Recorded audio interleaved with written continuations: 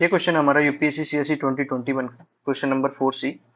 Find the equation of the plane containing the line. हमको दो line दे रखी है, ये एक लाइन है, ये दूसरी लाइन है। एक पॉइंट इस पे है, वो क्या है, -1 -3 -5। एक पॉइंट इस पे है 2 4 6। इसके डी आर है 3 5 7 और इसके डी आर है 1 3 एंड 5। तो हमको निकालना है कि equation of the plane containing these lines, इन लाइनों को कंटेन करने वाला प्लेन। तो अगर इन लाइनों को कंटेन करेगा तो जो ये पॉइंट है इस लाइन पर, ये भी इनको भी कंटेन करेगा। तो हम लोग किसी भी एक जनरल प्लेन की इक्वेशन निकालते हैं जो पॉइंट ए से पास होता हो। तो A x+1 plus P B by +3 plus C z+5 is equal to 0।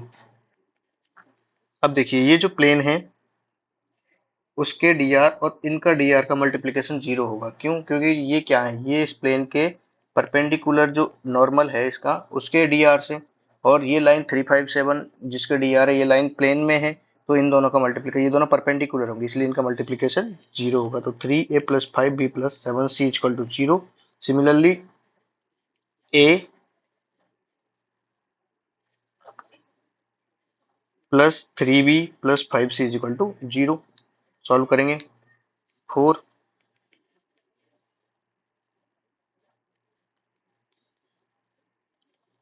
तो a/1 b/-2 c/1।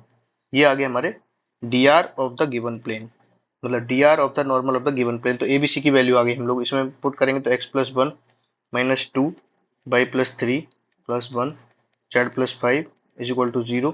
तो x -2 by plus Z is equal to 0। ठीक है, तो ये हमारी इक्वेशन ऑफ द प्लेन आ गई। हम लोग इसको वेरीफाई भी कर सकते हैं, पुट करके देखेंगे तो 6+2 -8 5 -6 -6। तो ये हमारी इक्वेशन ऑफ द प्लेन आ गई। अब देखिए find the point of intersection of the given lines. तो गिवन लाइन का इंटरसेक्शन प्लेन मान लो इसमें is equal to r1 is equal to r2।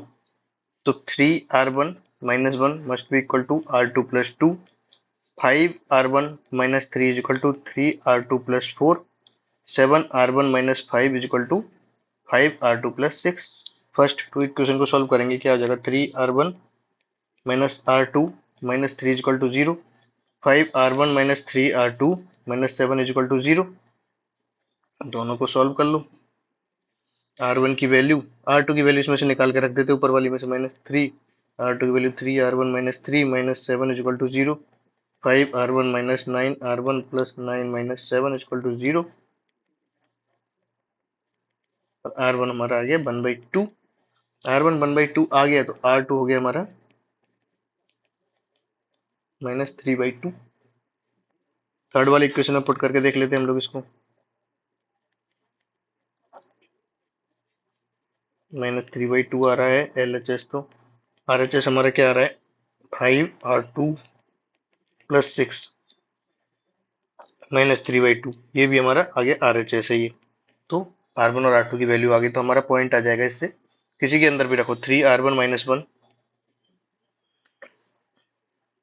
3/2 -1, 5/2 -3, 7/2 -5, 1/2 -1/2 -3/2।